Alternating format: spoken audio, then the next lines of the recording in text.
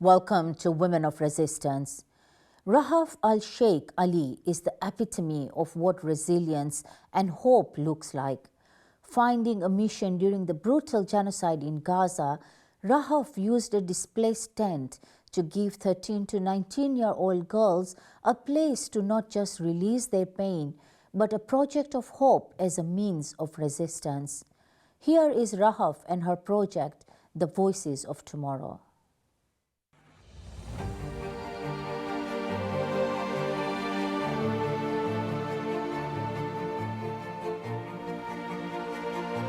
If you believe Tel Aviv, Palestinians in Gaza are experiencing peace at the moment, thanks to this so-called ceasefire. The reality is, on the ground, there's an entire people stunned, still shell-shocked and secure in the knowledge that the active genocide was hell. But this in-between period is also deadly and disconcerting. أنا اسمي رهف الشيخ علي، عمري 27 سنة، خريجة إدارة أعمال من جامعة الأزهر. حالياً الأوضاع في غزة بين الحرب والسلم، لا هي حرب ولا هي سلم. في قصف عشوائي، في صعوبات في المعبر وفي الأشياء اللي بتدخل. الناس بتحاول تتأقلم، بتحاول ترجع لحياتها الطبيعية، لكن الموضوع أصعب من ما كنا نتخيل.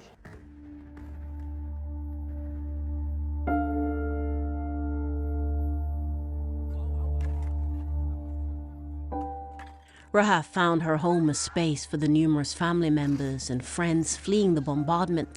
When a near miss from Israeli weapons made a tent unfit to house people permanently, an idea was born, one that could provide respite and hope to young people who have been the worst victims of the war. تجربتي خلال الإبادة الجماعية كانت سنتين من الضغط والخوف والتوتر والفقد. كان البيت بيتنا كان مكتظ بالنازحين من الأقارب والأصحاب. كان في فترة ما كنت حاسة بالوقت وبالفراغ بسبب إنه البيت كان دائماً مليان ناس. بس في فترة معينة بدأوا الناس يقلوا، في ناس لقت مكان تاني، في ناس سافرت، فبدأت أحس بالفراغ وبالوقت. فأنا قررت بعدها إنه أستغل الخيمة هاي. الخيمة هاي كانت عبارة عن مأوى لنازحين، عائلة كاملة مكونة من 15 شخص، لكن بسبب قصف قريب جداً اتضررت الخيمة هاي، فقرروا إنهم يطلعوا من هاي الخيمة. وأنا قررت إني أستفيد من هاي المساحة. بدأت كصف تعليمي مميز غير منهجي، في ألعاب، رسومات، ألوان، إنه أغير شوي من الجو اللي الأطفال بيشوفوه. بعدها قررنا إنه نغير المشروع هذا ونحوله لنادي مختص للفتيات بس، اسمه نادي أصوات الغد. والنادي بنعمل فيه كتير أنشطة، رسم، جورنال، مشغولات يدوية، طبخ، وأي إشي البنات حابين يجربوه. عندنا فتيات يافعات من عمر 13 لعمر 19 سنة. بنركز عليهم، عاملين لهم زي مكان آمن يجوا يمارسوا فيه كل إشي نفسهم يجربوه، يفرغوا، يكون لهم مساحة في هذا المكان إنهم يفرغوا شوي من اللي شافوه خلال العامين الماضيين. نتمنى إنه النادي هذا يكبر ويصير له فروع في كل قطاع غزة، وتكون الفكرة هاي منتشرة في القطاع. Despite Rahaf attempting to curate a safe space for her students, the grim spectre of the genocide was never far away. طبعاً أصعب لحظة مريت فيها خلال العامين هو لما فقدنا طالبات من الصف. الطالبة الأولى سارة أبو حسنين كانت عندي قبل بيوم واحد من استشهادها. كان في حصة وحضرت النشاط وطلعت تاني يوم تقريباً في نفس الوقت. تم قصفها، استهدفها هي وأمها وأبوها في الشارع هم ماشيين. والطالبة الثانية اسمها يارا صباح. بعد ما استشهدت الطالبة الأولى قررنا إنه نعمل معرض في مشغولات يدوية من صنع الطالبات عن روح زميلتهم. وكانت يارا مشاركة معنا في المعرض، وكانت منتجة أشياء، بس بعدين استشهدت هي كمان. وفقدنا كمان أخت طالبة من الطالبات اللي كانت موجودة، أجت زارتنا مرة في الصف، وكنا ناويين إنه نشتغل مع بعض بما إنه هي متخصصة بالفنون، لكن فقدناها في قصف هي كمان. فأصعب إشي إنه لما يعني طالبات تشوفهم كل يوم ويكونوا عندك تسمع أحلامهم وطموحاتهم عن بعد الحرب والأشياء هاي، وفجأة يستشهدوا هم وعائلتهم أو لحالهم. Rahaf reminds us that though the genocide was active annihilation, the Israelis had been slowly strangling the life force from Gaza under its occupation. تجربتي عن الحياة تحت الاحتلال يعني قبل الحرب هاي، قبل 7 أكتوبر، يعني كبنت في العشرينات أو أي حد في هذا العمر، الأزمة الأولى اللي بتواجهنا البطالة. كانت بطالة يعني نسبة مرتفعة جدا، ما في وظائف، ما في فرص، السفر صعب، المعبر صعب، حتى قبل الحرب مش كل إشي كان مسموح إنه يدخل. يعني الناس جديد عرفت إنه في أصناف معينة بسمحوا فيها الاحتلال تدخل، وأشياء ما بسمح فيها بدون سبب. يعني حتى من قبل الحرب كان هيك، صعب إنك تفتح مشروع، صعب إنك تستورد مواد، كان كل إشي صعب كان. Palestinians did not have a single monolithic experience during the active genocide. Rahaf was lucky enough to be one of the few with her family home shelled but still standing. Many more were not as fortunate. جربت النزوح فترة بسيطة، شهر تقريباً، بس كانت تجربة كتير صعبة وكتير بشعة، مع إنها لا تقارن بالأشخاص اللي من المناطق التانية من قطاع غزة، لكن تجربة صعبة. وقدرت إني أرجع على بيتي يعني الحمد لله، والبيت في وضع جيد، لكن تضرر من قصف قريب، وكان في عدد نازحين كتير كبير خلال الحرب. وكمان عندي في الصف في النادي اللي أنا فتحته كمان في بنات كتير لليوم ما رجعوا على بيوتهم. يعني إنه في بنات من رفح، في بنات من غزة، وإلى الآن هم في دير البلح يعني. There is a fundamental truth to the Palestinian experience. There can be no real progress without true justice. يعني ما بعتقد إنه في سلام طول ما في احتلال زي ما حكينا، وما في حد بيتوقع الأفضل بعد 2 من الإبادة. يعني إحنا بنتأمل، لكن المؤشرات اللي حوالينا ما بتعطي يعني. The PTSD brought on by the genocide has not set in for the majority of Palestinians. How it will manifest itself in each individual is something that will be studied. But for now, Rahaf is keen to insulate herself and her students by being active and engaging the mind in more positive ways. بتعامل مع الصدمة النفسية، يعني غالباً هو الإنكار. في حاجة اسمها الإنكار، وأتوقع إنها حاجة تلقائية عند الجميع، يعني زي كأنه ما صارش إشي، إحنا مكملين حياتنا. بس هو في إشي يعني طبعاً، وكلنا عندنا صدمات وأشياء هيك، بس إحنا مش واعيين عليها كويس يعني. صح إني أنا بخلي البنات هم يفرغوا في الصف هذا، بس إني بديت هذا المشروع وانشغلت فيه هو واحدة من الأشياء اللي ساعدتني إني أتخطى شوية من الصدمات هذه. الانشغال يعني نعمة.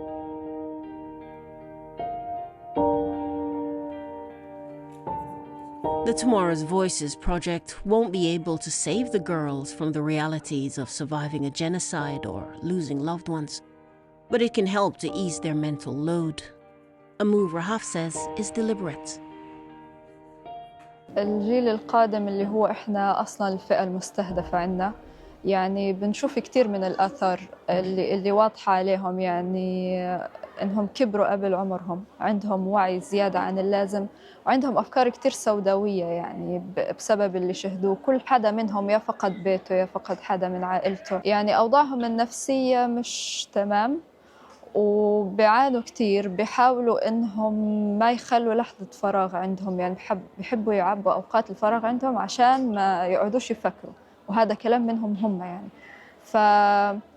حيكون تأثير سيء، لكن أنا بتوقع إنه لازم يكون في زي هذا الإشي. إحنا مسميين مشروعنا أصوات الغد لأنه هم صوتنا، ونطمح إنه هم يوصل صوتهم يوماً ما للعالم يعني.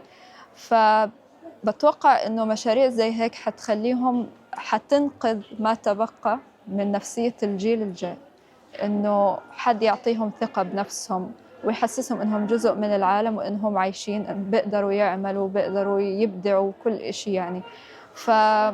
أتوقع إنه مشاريع زي هيك ممكن تنقذ فئة من الأطفال أو من المراهقين اللي لسه عندهم أمل يعني. It should be a source of eternal embarrassment to the international community that Gazans simply want what the rest of us take for granted. أنا بدي غزة تكون مدينة طبيعية، مدينة بمعنى الكلمة، بيوت وأمان ووظائف عمل وفرص سفر، فرص الناس يجوا على غزة، تكون مدينة عايشة حياة طبيعية. Palestinians know they are supported and loved by right-thinking people of the global community. They have felt the support and want us to continue. No greater motivation should be required. رسالتي للنشطاء إنهم يستمروا في توصيل الصوت وصورة غزة سواء قبل الحرب أو بعد الحرب، لأنه المعاناة مستمرة، وكمان بنشجعهم. هم سبب في إنه يعني صوتنا خلال الحرب وصل للعالم وانكشفت كتير جرائم وفضائح يعني، فهو الاستمرار.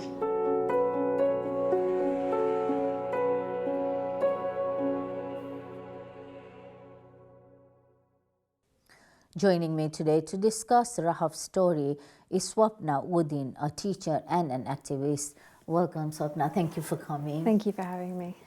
Swapna, the story we've just, watched, Rahaf, she's really risen through the darkest of times to provide young, women and girls this opportunity to not just express, the pain that they have been through, but to sort of create a certain level of hope. In your view, how important an initiative like this in Gaza today?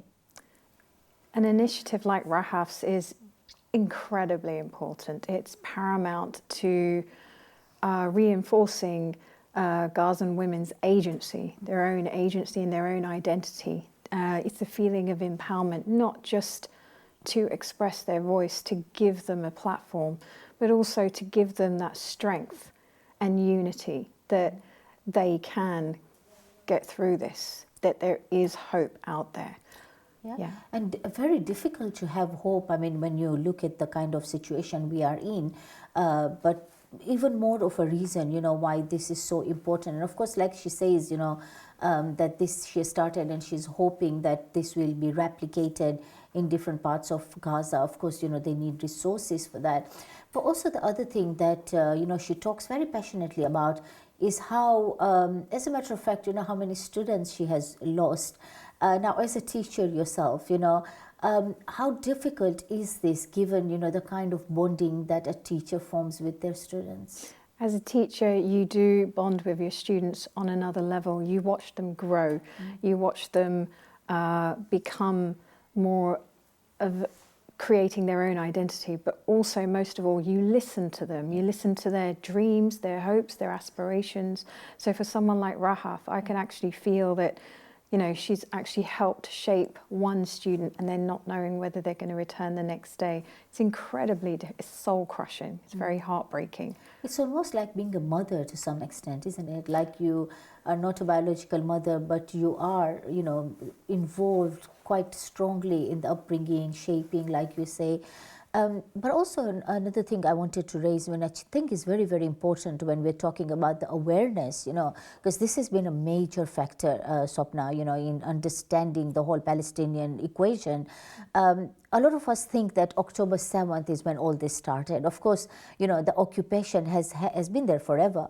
And she talks about simple things like, there were no job opportunities, there were always restrictions in terms of travel. So even things, we know now food is not getting in, a lot of things are not getting in, but this is not just now. Even then, there were a lot of basic, commodities that they needed weren't getting in. Do you really think that this, was understood when we used to say Gaza is an open, air prison? Did people really get what we meant? I truly don't believe people got that because, unfortunately, structural oppression does not get the same kind of focus that an acute violence would. So what people see is just the atrocity of October 7th. They don't see the atrocities before that because it doesn't have that same level impact. And why, Swapna, do you think that it is so important for us to highlight this? Why is Palestine sort of become a microcosm of the world's, injustice?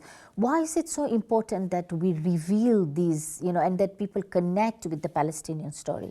Exactly what you just said. Yeah. People need to connect with this story on a humanity level. It is not just isolated between different groups or ideologies. It is about pro-humanity. It is about understanding that an entire generation is being impacted, and it does impact us as well, to the point of where we're sort of critically thinking, or we are actually sort of questioning, hold on a second, what have we been taught? I don't think this is quite correct. So we have to question these things, and it's okay to question it. There's a lot of people that, have said in this show and elsewhere that Palestine has completely changed their moral compass themselves in our own lives. We were so involved in sort of materialistic world, but also, day-to-day life, like you worried about the children, about your, putting food on the table, and that we never really looked within ourselves, and that Palestine has opened our eyes to a lot more. Do you feel that way too? I do 100% feel, I've grown up understanding what's been happening with Palestine from a young age. It didn't really impact me until I was much older. And you really realize just how much you take for granted on a superficial level of the things that you used to sort of worry about. And you think to yourself, well, a child in Gaza is worried about being bombed, or whether they're going to see their mother and father, or how they're going to get over the image of that. We truly need to understand life, we truly need to appreciate it, and also as humans we need to help each other, support each other, because every life deserves to live.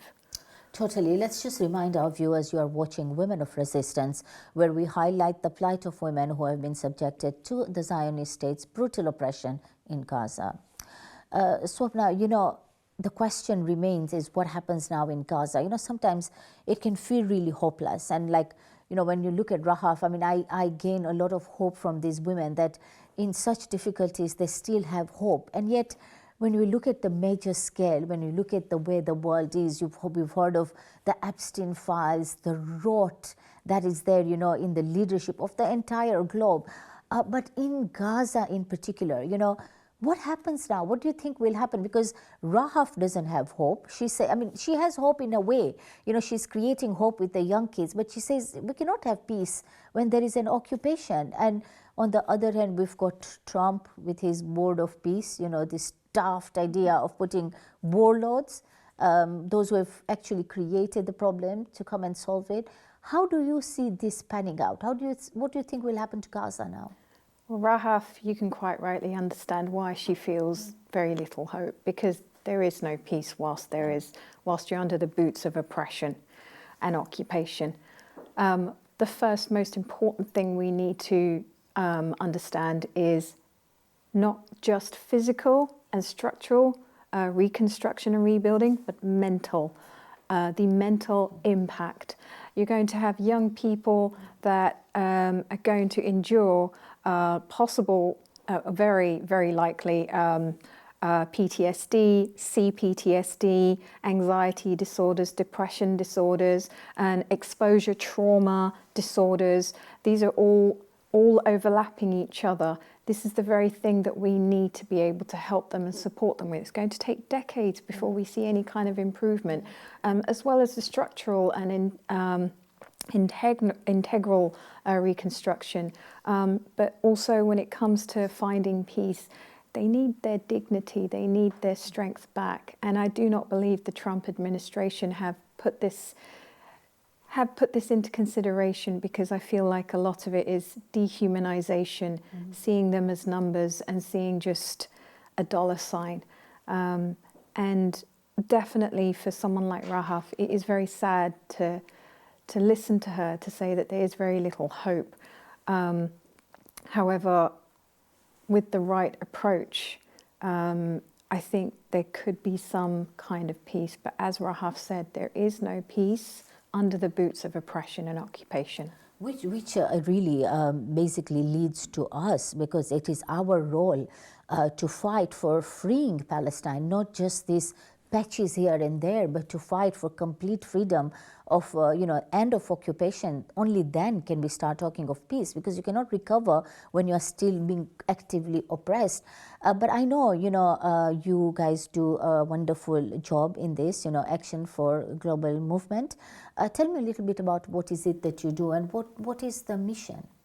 Well, Action for Global Movements, or A4GM if you like, our mission is to challenge misinformation, to spread awareness, increase knowledge, to be active in communicating with people that are not aware or have very little information, as a public education force, if you like.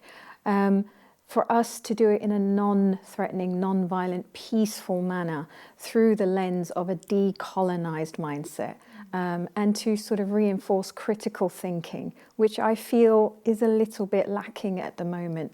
Our mission is to try and create peace through the lens of a decolonized education. Which is so very important, and then I think that is one of the biggest issues, especially when we live in countries like these, whereby the legacy media is so strong in the propaganda and everything. But finally, I mean, we have our challenges too. When we are doing all this advocacy, lately we've been seeing this left, right, and center, journalists and activists are being arrested. And there's also, Swapna, a lot of effort to divide us on small issues, so that, we're not collectively speaking for Palestine. How do we overcome this? It's through strategic communication, coalition building. We need to work together to be able to have a positive impact. In order for us to have a common goal, which is peace, which is freedom for Palestine and Gaza, we need to work together. And the best way to do it is through the strategic building and public awareness, through the system that we live in. We need to be able, and I keep saying this, I've been saying this for years, we need to use the system in order to be able to dismantle it strategically, collectively. Absolutely. What a pleasure, Swapna, to have you. Thank you so much. Thank you for having me. Thank you. And thank you for watching. We leave you with the sounds of Palestine by the artist Saif. Goodbye.